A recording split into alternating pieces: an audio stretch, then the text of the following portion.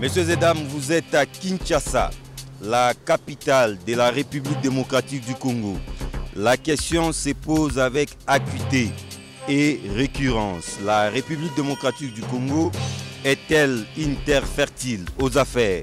La République démocratique du Congo a-t-elle un environnement attractif à l'investissement, de l'amélioration du climat des affaires et des investissements en République démocratique du Congo? Mesdames et messieurs, bienvenue à tous et à toutes dans Anjou. Découvrons ensemble notre invité.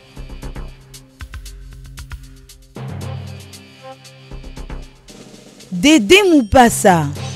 Dédé Moupassa est un mécène culturel de renom, producteur et promoteur de la musique congolaise, initiateur du festival Nzenze et du festival Banama, éditeur du magazine Nzenze, auteur de plusieurs ouvrages dont le guide de la promotion culturelle en RDC. Dynamique homme d'affaires, c'est avec raison qu'on l'a surnommé mot de passe. Dédé Moupassa est aussi dignitaire de l'État congolais, médaillé de mérite civique de la chancellerie des ordres nationaux. Dédé Moupassa.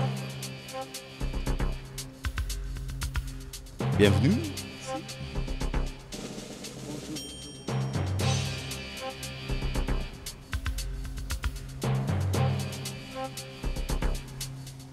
Comment vous allez? Très bien, merci mon frère. Monsieur Dédé Moupassa, je crois que nous devons d'abord commencer par ces paradoxes. 57 ans après l'indépendance, un pays connu pour ses immenses richesses, on dit de la RDC scandaleusement riche, mais curieusement, la population, elle aussi, est scandaleusement pauvre. Comment allez-vous expliquer ces paradoxes? Oui, c'est un paradoxe qui tire son essor, disons, dans la création ou la naissance même de la RDC. La RDC, c'est sa richesse, mais la RDC, ce n'est pas sa population. Nous devons faire d'abord un effort de la cohésion pour maîtriser et récupérer notre richesse. Parce que, vous savez, l'État indépendant n'a pas commencé avec les Congolais. L'État indépendant a commencé avec les étrangers. Je ne veux pas revenir dans l'histoire. Peut-être que je ne maîtrise pas bien, mais au moins, je sais que nous avons un travail à faire. C'est de reconstituer un Congo des Congolais. Ça, c'est très important. Alors, de l'amélioration du climat des affaires ainsi que des investissements en République démocratique du Congo, pensez-vous que la République démocratique du Congo est-elle une terre fertile aux affaires? Oui, mais c'est une destination mondiale. C'est ce que je dis, on ne l'a pas encore saisi dans la manière dont les choses doivent se faire. Le Congo, c'est une destination mondiale, en tout et pour tout. Sur le plan touristique, c'est avec toutes ces forêts qu'on a, rien que pour respirer de l'air. Je pense que le Congo est nécessaire pour tous ces gens qui vivent encore dans la pollution. Pour ceux qui veulent encore de minerais, ceux qui veulent encore que ce soit le bois, que ce soit l'agriculture, le Congo, c'est une destination mondiale. Et même le peuple, il faut venir voir les 450 cultures qui nous entourent. Ça, c'est une richesse. Mais je dis, à base de cela, avant d'arriver d'abord au climat des affaires, il faut constituer d'abord ce civisme, cette façon d'aimer d'abord ces pays et de se reconstituer, faire la cohésion. Et de cette cohésion des habitants, du peuple congolais, fera de sorte qu'on peut faire face à cette hégémonie qui nous vise. Parce que nous avons le Congo à deux vitesses, selon moi. Il y a le Congo de Léopold II, le Congo de 1885, et il y a le Congolais forgé par des Congolais, avec l'authenticité, avec l'effort de Mobutu, de Lumumba, de tout ce monde. Et le Congo qui chemine jusqu'à aujourd'hui, qui a besoin d'une cohésion. Et cette cohésion va ressortir ces sentiments de protéger, ces sentiments de redistribution de notre richesse. D'abord, il faut arracher ces richesses, le transformer avec tous les partenaires du monde et le redistribuer dans la population. Et cela demande effectivement un climat d'affaires. Et ce climat d'affaires tient à notre comportement, aux réformes que doivent subir nos lois en termes de fiscalité, en termes d'accueil, en termes de l'infrastructure, en termes de la présentation. En termes de création d'entreprises. Donc, il est nécessaire même en termes de sécurité. En termes de sécurité. Et aussi, ce que vous dites à la télévision. Nous sommes sur satellite, mais il y a des chaînes qui restent encore locales. Moi, je pense qu'il y a des chaînes qui devaient dépendre du ministère des Affaires étrangères. Aussitôt que vous êtes sur satellite, vous devez... Et non du ministère des Médias. Non, médias en collaboration avec les affaires étrangères. Parce qu'il faut savoir qu'est-ce que vous communiquez à l'étranger. Même des petites querelles internes qui peuvent être arrangées par rapport à nous-mêmes, nous le mettons à la place publique. Et quelle place publique? Internationale. Mais ça frise, ça diminue la capacité. Non, mais ce n'est pas une façon de museler les médias, de museler la presse. Non, ce n'est pas ça museler. Même aux États-Unis, quelles sont les chaînes des États-Unis que vous suivez ici? Vous croyez qu'il n'y a que CNN? Ou bien il n'y a qu'Al Jazeera, là-bas, pour ce monde? Les Chinois aujourd'hui ont une chaîne internationale qui diffuse même en français. C'est pour les Chinois. Et vous, comment vous diffusez en international? Ça, toutes ces choses, c'est aussi le climat d'affaires. Et quand on dit affaires ici, c'est pas... faut pas prendre ça seulement du côté... Ici, je dis climat économique et de la prospérité de notre pays. Et ça tient dans les affaires parce que c'est les hommes d'affaires qui réclament au moins les conditions de faire leurs affaires. Des grands investissements comme des petits. Ouais. Mais comment l'expliquer? Un pays qui a tout pour se développer, vous venez de le dire, sur les plans humains, sur les plans touristiques, sur les plans environnementaux. Mais curieusement, c'est un pays qui n'avance pas. On a l'impression que nous reculons. Alors comment l'expliquer? Les problèmes se situent à quel niveau? Certains diront même que nous sommes maudits. Non, ce n'est pas une mission. Il y a beaucoup de paramètres. Vous n'allez pas l'ignorer que nous sommes en perpétuel, je ne cite pas guerre, mais au moins nous sommes traqués d'une manière ou d'une autre parce que tous nos produits miniers, par exemple, non minéraux, ne sont pas transformés ici. C'est un besoin pour les autres. Quelle est la raison? Le Congo est au centre des enjeux internationaux. Depuis le départ. Ça, vous le savez. Depuis sa création même. Mais ça ne peut pas nous distraire. Voilà. Ça, c'est un leitmotiv que nous devons mettre sur pied pour que tout tourne autour de ça. Dans le cadre de nos enseignements, nous devons enseigner les enfants, enseigner dans les écoles cette menace-là pour qu'on prépare les uns les autres. Le plan d'action qu'on doit faire pour le développement de ce pays doit tenir compte de cet élément-là. Que nous ne sommes pas Congo par hasard. Que nous sommes Congo aussi par la volonté et des gens qui veulent que le Congo soit là pour eux. Mais alors, la diplomatie demande aujourd'hui de transformer, de changer ce type de rapport.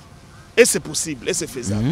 Mais est-ce cette façon de dire que le Congo fait l'objet des envies des impérialistes depuis sa création, ça ne devient pas un prétexte ou une sorte d'excuse 57 ans après? On peut même dire que le Congo, c'est un géant, mais dirigé par des nains. Non. Il ne faut pas dire ça. Vous savez, il faut qu'on se mette d'accord. Voilà déjà ces différences. C'est vrai que vous êtes journaliste, mais ceux qui nous suivent maintenant là doivent retenir que nous sommes au centre des enjeux. Et la démocratie qu'on applique ici, chez nous, ça vient d'où? Ce n'est pas une création congolaise. C'est une démocratie importée. Une démocratie importée. Quelle est la réalité de gestion dans notre pays? Ça pose problème. 450 ethnies, 450 cultures. Et la culture politique que nous prenons maintenant, c'est dont nous avons de l'école. Qu'est-ce que nous appliquons? Est-ce que vous croyez que la démocratie en France, c'est la même chose comme la démocratie s'applique en Belgique ou aux États-Unis, en Norvège?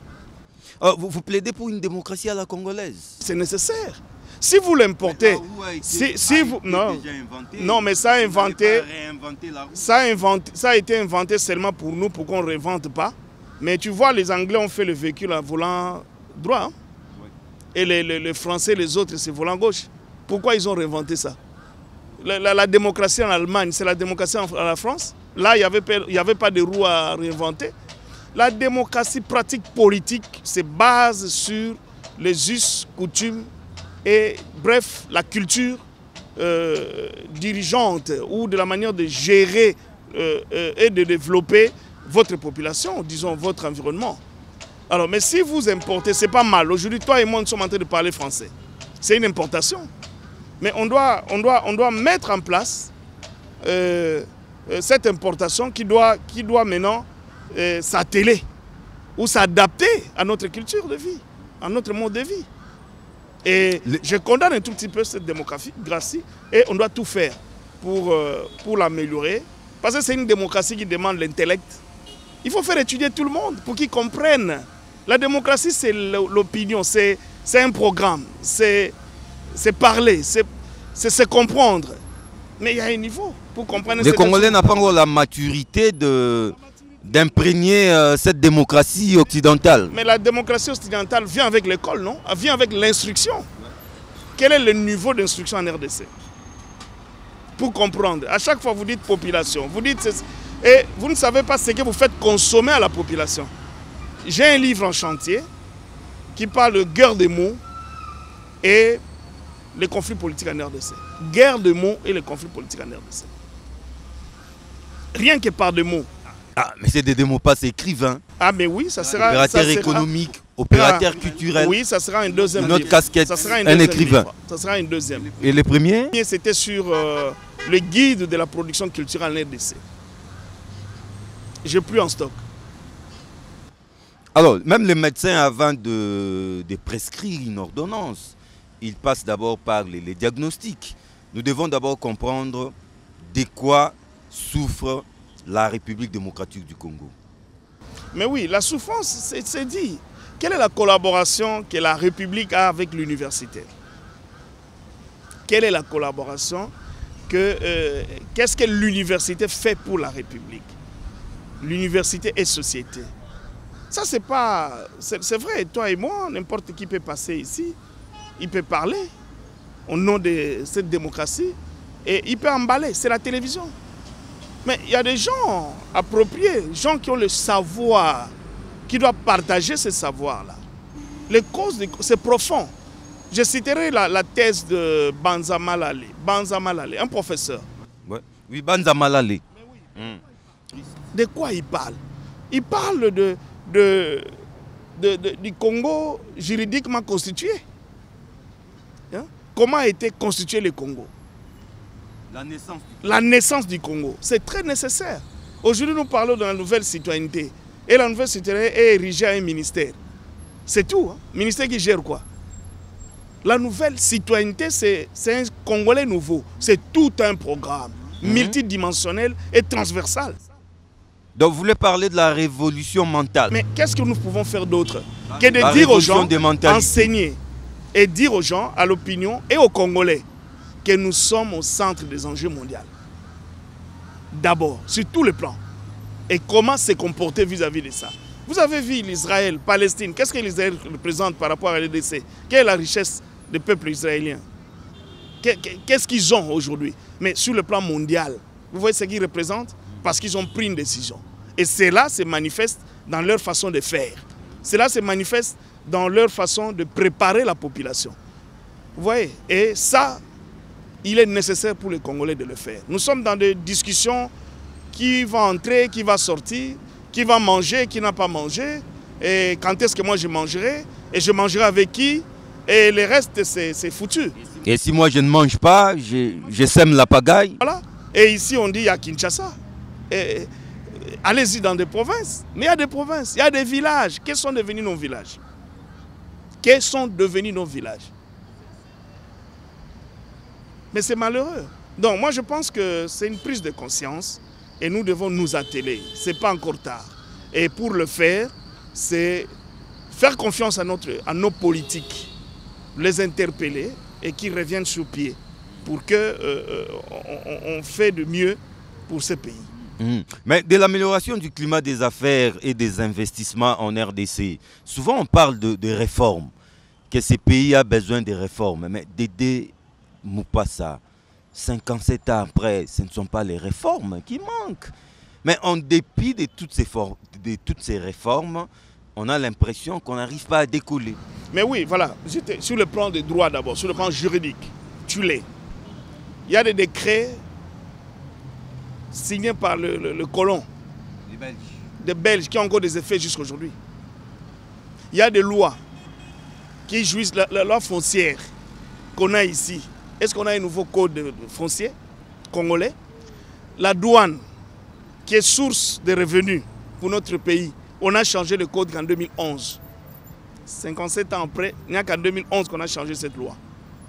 Et c'est là où je dis, jeter des fleurs à nos politiques, à nos parlementaires, par rapport à ce qu'ils sont en train de faire par rapport aux lois. Mais ça demande un peu de temps, parce que le réforme, ce n'est pas, du coup, du tic-tac, non. Ce n'est pas une question de texte. Hein? C'est des textes, vous changez, vous réformez, mais ça ne se réalise pas au coup de baguette magique, ça prend du temps. Il y a beaucoup de lois qui sont mises en place, loi forestière, loi, le code douanier, code minier qui est encore en discussion, hein, où les avis sont partagés entre ceux qui ont mis en place ces codes et le bénéficiaire du code. Hein? Alors, mais tout ça, je dis, même le loi et tout doit être centré dans cette conception de dire, si nous adoptons de remettre notre pays dans le standard international, parce que ça aussi c'est un problème. Nous avons adhéré à l'OADA, oui, c'est un pas considérable. L'OADA c'est considérable, mais ça c'est pour une zone. L'OADA n'a pas d'effet dans la partie SADC. Il n'y a pas d'effet. Dans la partie SADC, l'OADA n'a pas d'effet. Hein? Ça c'est la zone francophone, je pense, et tout ça. Mais c'est déjà bien, c'est déjà une bonne chose. C'est pour mettre le pendule, le règlement sur un standard compris et accepté par tout le monde. De telle manière, quand tu es bougé, quand tu es dérangé, tu peux faire recours. Mais ici, ce que je dis, c'est ce standard-là qu'on doit arriver, qui est le standard accepté par rapport aux nations du monde au jour d'aujourd'hui. Nous devons faire un effort y arriver. Et cela, c'est par l'accompagnement de lois. Par l'accompagnement de lois et par la tenue d'un comportement, que ce soit fiscal, par la tenue d'un comportement, que ce soit en tout cas, politique aussi. Ce ne sont pas les lois qui manquent, hein, franchement. Les lois manquent aussi. Les lois manquent aussi. Moi, je vous dis, je t'ai donné seulement les cas des affaires foncières. On n'a pas un code forestier et un code des affaires foncières congolais. Il n'y a pas. 57 ans. Mais d'habitat, je pense. Il n'y a pas. Et il faut mettre ça en place. Le code minier, pour le minerai en question, donc, qui constitue la base de notre richesse, c'est un code qui a 10 ans, qu'on cherche à réviser. Vous voyez, les lois aussi posent problème dans le climat des affaires, ainsi que le comportement des Congolais. Hein? Et aussi, vous insistez trop sur les comportements. Les comportements, les Congolais, c'est un type d'homme incivique? Non, non. Qui n'aime pas son pays? Non, non. Oui, quelque part, nous visons plus des intérêts individuels. Et cela ça combode avec la corruption, concussion, favoritisme, vous voyez, népotisme. Ça, c'est les mots qui règnent, qui gangrènent notre société. Et nous devons nous battre pour éliminer toutes ces choses-là. Parce que ce soit la corruption, que ce soit la concussion, tout ça, ça ne se fait pas entre étrangers, c'est entre Congolais. Voilà, donc nous devons mettre fin à cela. Et d'où la lutte contre l'impunité. Ça doit aussi être cheval de bataille de nos dirigeants. Mais on dit que c'est la justice qui élève une nation. Et la justice pour élever une nation, c'est par des lois. Et le respect de ces lois-là, de part et d'autre. Alors, quels sont les préalables? On n'y va pas... Bon, le préalable, je félicite le chef de l'État, je félicite le gouvernement d'y penser. Tout à l'heure, il y a les travaux. Ouais, c'est pas une grande première. Mais ça ne sera pas une première. Mais il ne faut pas qu'on se fatigue. Parce que le mal serait qu'on se fatigue pour dire chaque fois on parle, mais rien ne change. Oui, on dit toujours c'est déjà entendu. Il faut continuer. Il faut continuer. On arrivera. Mais abandonner, ce n'est pas une bonne chose. Je les encourage et je félicite par rapport à ces travaux. Vous êtes parmi les assistants, les participants. Alors, quelles sont les grandes lignes qui sortent déjà de ces assises? Non, mais je serais mal placé pour donner déjà cela. Mais ce qui est important, le palier qu'ils ont mis en place ou les ateliers qu'ils ont mis en place, qui seront discutés, c'est les ateliers qui touchent aux vrais problèmes. Et c'est sans complaisance tout ce qui s'est fait là-bas. Je pense, pour une fois, on pourra arriver à une bonne solution si on s'y met et que la volonté politique puisse aussi accompagner. Parce que ce qui nous manque souvent aussi, c'est la volonté politique. Mais quand le chef de l'État donne l'impulsion, le chef du gouvernement le réalise, met en place tout ça, je pense que cette fois-là... Dédé Moupassa, opérateur économique et culturel au Congo, tout a été dit, tout est connu. Les vrais problèmes, c'est le manque de volonté politique. Qu'en dites-vous? Pas seulement un manque de volonté politique, il y a aussi le manque de volonté politique dans un certain nombre de cas. Mais d'une manière générale, c'est ce que j'ai dit au départ. Nous devons aimer d'abord le pays, nous retrouver à ces pays et nous reconnaître à ces pays. Vous ne pouvez pas dire que vous aimez ces pays, mais vous dites que vous êtes Katangais et vous restez Katangais. Vous ne compatissez pas à ceux qui sont à l'Équateur, vous ne participez pas. Vous vous dites que Congolais, mais vous dites vous êtes de Ouélé. Ce qui vous intéresse, c'est Ouélé, donc le reste, ce n'est pas votre problème. Ou alors pour ne citer que Kouilou. Et vous voyez un peu comment les choses se passent. La cohésion nationale, cette détermination-là de savoir un produit qui doit sortir de Chikapa doit servir pour toute la République. Et que quelqu'un est libre de quitter Chikapa pour aller, je ne sais pas moi où, travailler pour son pays, pour la République. C'est ce qui est nécessaire. Alors, mais ça n'arrive toujours pas. Si on avait avancé d'un pas, là on est en recul. Parce que ça pose maintenant des problèmes de gestion aujourd'hui, avec la décentralisation, avec toutes les nouvelles provinces qu'on a construites, qu'on a mis en place aujourd'hui. Ça pose encore des problèmes. On doit vite se ressaisir pour changer la direction de toutes ces provinces. Qu'on donne aux Congolais de partout et de la manière où ils sont. Maintenant, la réalité, c'est comme si on a donné des provinces aux autochtones et que chacun doit rentrer faire cette politique chez lui. C'est déjà grave pour la balkanisation qui veille. Donc on a reculé la cohésion nationale qu'on a fabriquée, que Mobutu a mis en place, le nationalisme, qu'il a mis l'unité nationale, au X peut aller au Y et tout ça. Ça a donné des effets. Mais là, c'est un danger que les politiques doivent vite réfléchir pour mettre fin à cela. On peut peut-être, moi je ne sais pas, il y a beaucoup de choses qui doivent être faites pour marquer, donner encore et redorer encore l'image de la cohésion nationale. Dédé Moupassa, parmi les indicateurs qui attirent les investisseurs, on retient généralement 6. Je vais vous les citer rapidement: création d'entreprises, permis de construire, transfert des propriétés, raccordement à l'électricité, paiement des taxes et impôts et commerce transfrontalier. Prenons rien que le premier point, création d'entreprise. Estimez-vous qu'au Congo... Non, il y a une grande amélioration. Tout à fait. Une grande amélioration parce qu'il y a même le guichet unique, les créations d'entreprises. Dans quelques heures, on peut... En 2 jours, 2-3 jours, vous avez déjà votre société. De ce côté-là... Ne pose plus. Oui. C'est peut-être pour toute l'étendue de la République. Tout est centralisé à Kinshasa. Parce que Kinshasa n'est pas la République démocratique du Congo. Oui, mais ça doit arriver. Déjà à partir de Kinshasa, si on peut faire 2-3 jours, c'est déjà bon. Alors, mais maintenant, il faut aller jusque dans des provinces et élargir cela même dans des territoires, pourquoi pas, pour permettre de voir des capitaux qui arrivent, permettre les gens de créer des entreprises, parce que c'est la création des entreprises qui crée des richesses, c'est la création des entreprises qui amène du travail, qui donne de l'emploi et qui change l'environnement. Donc, il est nécessaire et je pense qu'on est dans le bon. Ça, il faut féliciter. C'est vrai qu'il y a des efforts à fournir, mais déjà, c'est un pas énorme. La création d'entreprises en République démocratique du Congo, mesdames et messieurs, rien à dire. En 2-3 jours, vous pouvez créer une entreprise en République démocratique du Congo.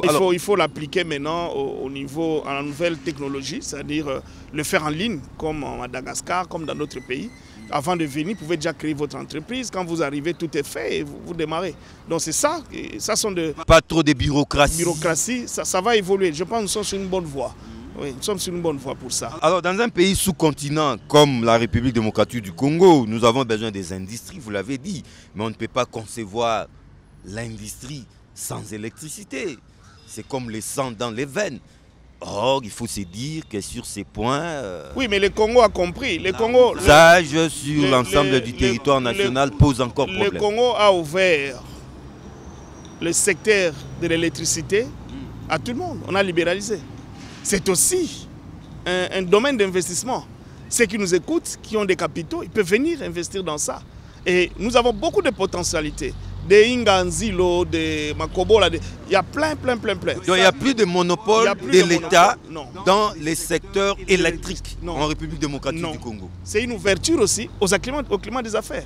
C'est-à-dire qu'il ne faut pas que seulement on vienne investir dans l'usine de fabrication des carreaux. Autant on peut venir aussi dans l'industrie électrique, oui, pour donner de l'électricité. C'est aussi un terrain d'investissement.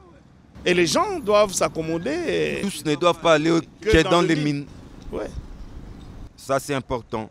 Et les paiements des taxes et impôts. On dit que la République démocratique du Congo, c'est un pays où il y a une pléthore de taxes. Exact. Et c'est les efforts qu'on doit faire. En dehors de ces travaux, il y a encore d'autres travaux qui se préparent, qui s'annoncent, de la réforme de la fiscalité en RDC. C'est très important parce qu'en mixtion de lois, il y a plusieurs lois qui déterminent un certain nombre de recettes ou de taxes qu'il faut prélever en RDC. Alors quand on doit mettre tout ensemble, je pense que ça va aider. Ça va aider le pays et qu'on doit travailler là-dessus parce que trop c'est trop. On est mal parti parce qu'on est avant-dernier au monde sur le classement Do Business. Ouais, parce que comme vous parlez de Doing Business, les derniers classements, je crois nous sommes 184e pays sur 190. C'est des efforts qu'on doit faire avec des réformes, avec ce genre de travaux. Et on n'a pas la honte pour ça, on doit travailler. Mais c'est les politiques qui doivent donner le temps pour remonter tout cela. Imagine, vous savez, avant qu'Ibenga arrive, la RDC était 40e sur le plan dans le classement mondial. Le classement FIFA, on était 40e avant qu'Ibenga arrive, même sur le plan africain. L'impossible n'est pas congolais en fait. N'est pas mondial. Il suffit d'un peu de volonté. Un peu de volonté, de tout part, de tout bord. Ça va aller. On devait prendre même la tête de l'Afrique. Et c'est faisable. Un peu de volonté, la solidité, confiance. Donner confiance à ses dirigeants. Et les dirigeants doivent créer cette confiance. C'est très important. Un autre indicateur, c'est les permis de construire. On dit lorsque les bâtiments va, tout va. Oui, mais les bâtiments, il faut un code. Il faut que la loi accompagne. Il faut que la loi accompagne. Au Congo, on construit n'importe comment? Non, il faut un code d'urbanisme, je veux dire, ou d'habitat, c'est pas moi, qui permet aux gens de savoir comment construire, où construire et qui est appelé à construire. Les vieilles lois qu'on a ici, des fois ça donne le pouvoir. Comment construire, où construire et qui doit construire. Ce n'est pas l'apanage de tout le monde. À mon avis, c'est l'État qui doit construire. Principalement, c'est l'État qui construit. Mais pas exclusivement. Non, c'est l'État qui doit construire. Mais il peut concéder à qui sollicite. Ça, c'est mon point de vue. Si vous donnez la construction à tout le monde, on n'a pas tous le même moyen. Mais on a besoin des standards des quartiers. Vous n'allez pas trouver des gens dans un même quartier avec le même moyen pour construire de la même manière. Ils ne sont pas habilités. Parce qu'il faut un plan urbanistique de la ville. Mais pour le respecter, il faut des moyens. La seule institution qui a l'argent, c'est l'État. Qui peut mettre de l'équilibre. Donc c'est l'État qui construit. Et il peut concéder à qui a les moyens pour accompagner l'État. Donc parmi qui concèdent, là, ce sont des sociétés immobilières qui sont prêtes à construire en lieu et place de l'État. Vous êtes un opérateur économique et privé, mais on a l'impression que vous plaidez pour plus de l'État, plus du pouvoir public dans les affaires, plus du pouvoir public dans le monde économique. Or ailleurs, l'État a de plus en plus tendance à se désengager pour laisser les privés faire, laisser les privés agir. Et l'État vient agir que dans son pouvoir réglementé. Régalien. Oui, régalien, réglementé. Mais on réglemente quoi? Les lois. On réglemente. S'il y a la mise en place des lois, ils vont se détacher. Mais parce que s'il n'y a pas de loi, on travaille avec des lois de 1950. Comment tu vas faire des affaires? Mais ça, c'est l'État. Ce n'est pas l'apanage des hommes d'affaires. 600, 700 taxes pour tel ou tel autre domaine.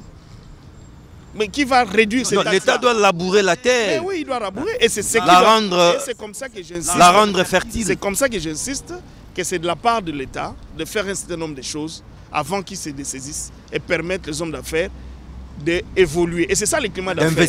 D'investir. Alors, les commerces transfrontaliers, oui, c'est des indicateurs importants. Oui, c'est avec nos 9 frontières. C'est un commerce qui doit être maîtrisé parce que les petites et moyennes entreprises passent par là. Ouais. Vous n'allez pas demander aux gens de l'arrière-pays qui n'ont pas assez de moyens, de capitaux, de ne pas bénéficier de services ou de l'évolution économique de nos pays frontaliers. Nous ne sommes pas enfermés dans un vase clos comme ça, non. Nous devons nous ouvrir et nous offrir aussi aux autres. De telle manière qu'aujourd'hui, si on fait des yaourts à Goma, que ça puisse bénéficier à l'Ouganda et Gali, pourquoi pas. Pourquoi pas. Mais vice-versa. Et Kassumbale, ça, c'est pas moi, Loufou, et ainsi de suite. Mais alors, il faut mettre en place des lois qui encadrent et les opérateurs dans ces domaines et les systèmes qui se passent dans cette façon de pratiquer l'économie transfrontalière. Mais déjà, le gouvernement vient d'interdire l'importation de certains produits. Non, là, je ne suis pas d'accord. À partir non, là, je ne suis pas d'accord avec mon point de vue. Contingenter la production locale, ce n'est pas le fait de voir ce qui se fait à Kinshasa ou au Bas-Congo. Mais vous contingentez, vous donnez des restrictions par rapport à l'importation du ciment. Que devient la construction Katanga? Qu'est-ce que devient la construction Katanga? Quelle est l'usine qu'on doit protéger au Katanga? Le protectionnisme ne tient plus à une économie mondiale. Nous devons nous offrir à la concurrence. C'est-à-dire consommons congolais. Mais oui, il faut qu'on donne le moyen, autre que le protectionnisme, à toutes ces entreprises d'améliorer et que demain, qu'ils puissent exporter. Vous savez, les Zimbabwe, pour la saison passée, ils ont eu des problèmes de terre. Ils ont eu même une sécheresse qui a attaqué même la nutrition des animaux. Ils cherchaient par où aller délocaliser les animaux. Et l'agriculture n'évoluait pas. Ils ont travaillé. La production de Zimbabwe cette année dépasse de loin la production il y a 2-3 ans. Donc l'année prochaine, ou cette année, vers le mois de décembre, nous allons acheter les produits au Zimbabwe. Donc ça demande un travail de fond. Le problème, ce n'est pas d'interdire. C'est bien examiner et voir un peu avec ces entreprises qu'on doit appuyer aussi, il ne doit pas mourir aussi, il ne peut pas disparaître. Toutes ces mesures protectrices, en réalité, sont contre-productives. C'est contre-productif, à mon avis. Parce que ça empêche. Voilà, on a des usines au niveau du Katanga qui vont en souterrain. Alors, en souterrain, ça demande une construction au niveau souterrain. Et là, ça demande beaucoup de ciment. Ça demande de barres de fer. Mais vous interdisez. Le Congo, pour le moment, ne sera produit. Non, on n'en a pas. Mais il faut redémarrer l'industrie des barres de fer. Il faut redémarrer d'autres usines. Que de rester dans les mêmes usines. Mettre la charrue avant le but. Et les théoriciens économiques, tout ça, moi, je ne sais pas. Il faut qu'on donne aussi... Le gouvernement doit donner aussi l'oreille à l'université. Il y a des problèmes que l'université peut porter des solutions. Parce que je vois à la tête beaucoup de ministères, de spécialistes, des grands professeurs d'économie, et tout ça. Mais pourquoi ils ferment la porte à l'université? Tout ce qu'on dit ici est dit d'une manière élaborée. C'est du déjà entendu. Élaboré et rationnel, qui peut apporter des solutions. Et pourquoi on ferme la porte au savoir, à la connaissance? Dédé Moupassa, opérateur économique et culturel de l'amélioration du climat des affaires en RDC. Les climats politiques, la crise politique, lorsque les politiques n'arrivent pas à accorder l'air violent, est-ce que cet état des choses peut-il impacter négativement sur le climat des affaires? Pour l'instant, oui, parce que nous sommes en train de construire un pays. Nous sommes en train de bâtir un pays où tout passe par la politique. Mais dans les jours à venir, on va atteindre un niveau tel qu'ils vont se battre à gauche. L'économie va avoir son autonomie. Très bientôt. C'est possible. Tout ce qui se passe en France, aux États-Unis, ça impacte à quoi l'économie? S'il faut produire, il produit, il continue à produire. Aujourd'hui, parce que nous sommes dépendants, on a besoin de ces gens-là pour mettre en place des lois, pour réguler sur telle fonction ou telle activité. Donc, en RDC, la politique tient l'économie en état. Exact. En otage. Exact, en otage. Et puis, de toute façon, il ne faut pas aussi que ça soit présenté comme si c'est la fin du monde. Ça c'est un combat politique, c'est comme cette dualité qu'il y a Mazembe Lupopo ou Vita Club. Et après, ça va prendre fin. Mais quand on présente les catombes, les discussions politiques, la crise politique, comme si tout doit... il y aura un grand changement, tout va s'écrouler, la vie ne va pas. Non, et surtout avec des fameuses dates qu'on lance. Non, les discussions politiques, c'est comme ça. Même dans la Rome antique, dans l'Antiquité, partout, c'est comme ça. Les choses se sont passées comme ça. Mais on dit, faites-moi une bonne politique, je vous ferai une bonne économie. Exact, mais c'est ce que je dis. Vous battez en brèche ces principes. Non, j'ai dit ceci. Oui. Nous sommes quel pays? Avec quelle loi? Avec quelle politique? Nous sommes en une phase de construction de notre pays. Il n'y a que 50 ans 57 ans après, nous continuons de construire. On a fait le semblant de nous donner ce pays. Mais nous devons nous battre. La table ronde économique n'a jamais eu lieu. N'a jamais eu lieu. Je ne vais pas revenir dans ça parce que ça, c'est une fuite en avant. Mais au moins, on a le pays. On peut travailler. Ce que nous ne pouvons pas faire, nos enfants le feront. Mais il faut que ça tourne sous cette hégémonie. Que chacun de nous sache. Journalistes, opérateurs économiques, opérateurs politiques, soldats, policiers, agents de sécurité, tout un chacun, tout Congolais doit avoir ça en esprit. Quel type de pays nous sommes et quelle est la vie des autres par rapport à nous. Vous estimez qu'avec cette psychose, ce climat un tout petit peu malsain qui règne en ce moment en République démocratique du Congo, à cause des querelles politiciennes, est-ce les investisseurs vont se ruer? Mais c'est à vous, c'est nous aussi la presse, comment vous présentez les choses. Un débat politique reste un débat politique. Vous renvoyez la balle à la presse maintenant. Oui, la communication, qu'est-ce que nous donnons au monde? Et que ce soit notre public. Et votre bouc oui, la guerre au Congo. La guerre est au Congo. Non, il n'y en a pas. Dis-moi, la guerre est au Congo pour interdire à quelqu'un de venir avec des capitaux. Mais maintenant, partout ces zones rouges, au Congo, il faut faire attention. Il n'y a pas de démocratie. Donc la vie, il n'y a pas la vie au Congo. Donc c'est de l'intox. C'est de l'intox aussi, quelque part. C'est vrai, il y a un débat politique. Parce qu'il y a eu ça, parce qu'il y a ceci. Partout au monde, ça se fait. Est-ce qu'à 100% on a accepté Trump aux États-Unis? C'est pour autant que les gens n'y vont pas, on n'y vont plus? Donc il ne faut pas non plus gonfler les faits. Gonfler les faits, c'est vrai, il y a un débat politique qui s'est fait au Congo. Mais il y a la paix au Congo. Il y a l'armée qui fonctionne. Il y a l'administration qui fonctionne. Mais quand vous présentez des choses comme si c'est les tout ne va pas mal au Congo. Hein? Ah non, tout. Qu'est-ce qui va mal au Congo d'abord? Rien ne va mal au Congo. Ce qui va mal au Congo, première partie du monde où règnent les viols. Non, tout ça, dans le monde, je vous dis, c'est cliché. Et ça gâche un peu l'honneur du pays. Et ça rétracte un peu les investisseurs. Tout à fait. Il y a une façon de présenter le pays positivement. Et ça va nous attirer beaucoup des investissements. Mais est-ce c'est à tort ou à raison? On pourra peut-être demander à nos politiques de mettre un peu de l'ordre. Vous ne trouvez pas? Si on mettait de l'ordre, alors on va faire taire toute cette campagne diabolique, toute cette campagne qui montre une autre image, une image négative du Congo. Peut-être que la balle est du côté des politiciens qui doivent mettre de l'ordre devant la cour. Aussi. Mais leur vie politique là, ça va continuer comme ça. C'est depuis 1960. C'est bien avant. Non, mais ça ne peut pas continuer comme ça, des démocraties. Comme ça, c'est ce que vous avez choisi, la démocratie.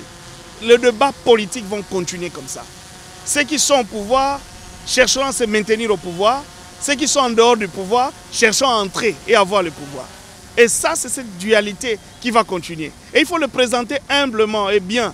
Et c'est à eux maintenant de l'agir avec aisance, en respectant les us du débat politique, en respectant le règlement du combat politique. Mais le dindon de la farce de cette dualité politique, c'est le peuple congolais. Mais oui, il doit s'intégrer aussi, de savoir que le politique, c'est le politique. Et ça se fait comme cela. Ça doit suivre les règles du jeu. Et la justice, comme j'ai dit, c'est ça qui élève la nation, doit être là pour réguler, pour voir un peu. Parce que même les politiques subissent aussi la rigueur de la loi. Mais ici, il y a un petit problème. C'est comme s'ils deviennent au-dessus de la loi. L'impunité. Et ça devient grave. La justice élève une nation. Oui. Dédé Moupassa, opérateur économique et culturel, vendez le Congo au monde. Je vous donne la parole. Oh là là, le Congo, beau à vivre. Oui. Le Congo, il y a encore la procréation, la population est là. Donc c'est pas recherché. Et là, comme si vous étiez en train de vous adresser aux investisseurs. Je commence déjà, pas seulement aux investisseurs, oui, même aux détracteurs du Congo. Pour qu'ils laissent tranquille le Congo, qu'on change le fait de traquer le Congo à un partenariat. C'est possible. Le Congo est ouvert au monde. Le Congo, tout ce qui est au Congo appartient au monde. Mais pour le besoin d'abord des Congolais. Et le Congo, c'est avec une population, je disais, qui est multiculturelle, qui est docile, je veux dire, qui accepte. Mais pas naïf. Qui accepte, et pas naïf. Pas de docilité, mais pas de naïveté. Et les Congolais, prêts, hospitaliers comme on dit, prêts à accepter tout investissement qui arrive. Le Congolais est apte à ça, je parle d'abord de la population, prêt à aller dans l'agriculture, prêt à travailler n'importe où. Ils sont disponibles. Et c'est une population intelligente. Parce qu'on s'adapte, vous voyez maintenant qu'on a pris les Français à court de colonisation, mais aujourd'hui on s'approprie. Et ça montre les déjà pays francophones du monde. Oui. Donc vous voyez que, et puis non-richesse. Nous avons, autant qu'on a les tableaux Mendeleïev pour les produits miniers, on a encore un autre tableau Mendeleïev pour la culture. 450 diversités culturelles. Sur le plan touristique, du nord au sud, de l'ouest à l'ouest, vous trouvez de merveilles. Le Congo n'a pas que les mines. Non, donc il n'y a pas que les mines. Le Congo, quoi encore? Les dirigeants congolais, les hommes politiques, ce sont des hommes intègres, intelligents. Pardon, pas intègres, mais intelligents. Prêts à servir les populations pour autant que vous, que vous qui manipulez de l'extérieur. C'est vrai que vous vendez le Congo, mais avec un égo un tout petit peu démesuré. Démesuré, c'est une manipulation extérieure, principalement. C'est une manipulation extérieure. Les Congolais s'aiment. Il faut aller dans des manifestations, voir les opposants, comment ils sourient, comment ils s'embrassent. Vous ne pouvez pas imaginer qu'ils n'arrivent pas à trouver de mode opératoire pour se mettre d'accord à X, Y problème pour aider ces pays. Moi, je les encourage. Mais je ne dis pas, je les encourage à revoir les choses autrement pour le bien de sa population. Nous ne pouvons pas inventer des politiques de notre pays. On ne va pas les inventer. C'est ceux-là avec qui nous sommes. Mais c'est à nous de les interpeller, de leur amener en conscience, de leur demander de mettre un peu de vin, un peu de l'eau dans leur vin, pour voir un peu ce beau pays, que nous puissions vivre. Non, mais vous ne trouvez pas nous puissions vivre les quarts des siècles ou d'années qui restent pour nous et léguer un pays à nos enfants. Mais vous ne serez pas d'accord avec moi que les problèmes du Congo, c'est essentiellement un problème d'hommes? Non, ce n'est pas un problème. Oui, dans une certaine mesure, mais il faut le démontrer. Les hommes sont là, ils sont disponibles, aptes à tout. Là, vous faites... Je vous suis souvent sur d'autres chaînes dans vos débats politiques, mais on vous dira qu'il n'y a pas la démocratie au Congo, il n'y a pas de débat d'idées. Mais je vous vois, vous, personnellement, discuter des choses, parler des chefs, comme on ne pouvait pas en parler il y a 30 ans, 40 ans.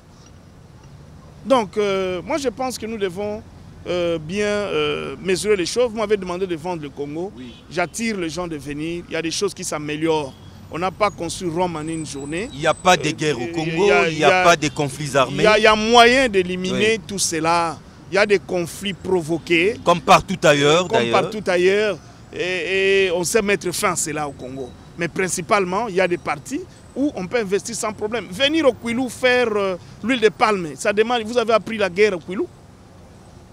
Venez au Kwilu, il y a des usines qu'on a abandonnées, il y a des plantations qu'on doit renouveler pour avoir de l'huile de palme qui est enrichie aujourd'hui à d'autres formes de produits. On peut passer de l'huile de palme dans la savonnerie, dans l'huile de chevet, je ne sais pas comment on appelle encore, dans des glycérines, dans même de l'huile qu'on doit utiliser dans des médicaments. Et ça, c'est le Kwilu qui vous offre. J'ai dit Kwilu pour ne pas parler de Grand Bandundu. Et vous avez appris la guerre là-bas. Mais c'est au Congo, mes frères. C'est au Congo. La rivière Kassai, en partant de Kinshasa jusqu'à Ilebo, n'est pas navigable. Avec des populations énormes dans les deux côtés des rives, que ce soit Maïndombe, que ce soit dans les Kwilu. Et vous avez appris la guerre là-bas. pour travailler sur cette voie-là. Jusque Mbandaka, mais mon frère, il y a du travail qu'on peut faire, c'est à nous de vendre notre pays, d'appeler les investisseurs à venir, mais à l'interne, la volonté politique doit travailler. Travailler comme on est en train de travailler sur les climats des affaires et des mener des réformes dans le standard de pays pour permettre des capitaux qui ont peur de sillonner le monde à cause des insécurités, d'arriver dans notre pays et de provoquer un boom économique, de provoquer l'investissement dans notre pays. Et on va donner du travail à notre jeunesse. Et les rôles des médias dans, et c'est ça, le travail. média, je voulais arriver aussi. Oui. Et ça, c'est les médias qui communiquent. Et maintenant qu'on a deux médias, il y a médias internautes, Facebook et tout ça. Les réseaux sociaux. Et il y a les médias comme toi et moi, là, qu'on est en train de faire. Les médias il faut que ça soit réglementé, il faut que ça soit poussé. Les affaires étrangères doivent retourner dans la communication. On doit dire ce qu'on doit communiquer au monde et interdire ce qui n'est pas communicable. Et laisser ça au quotidien, localement. C'est très important. Ça, c'est mon point de vue. Monsieur de Mopassa, merci, mais vous laissez vos empreintes dans ces documents.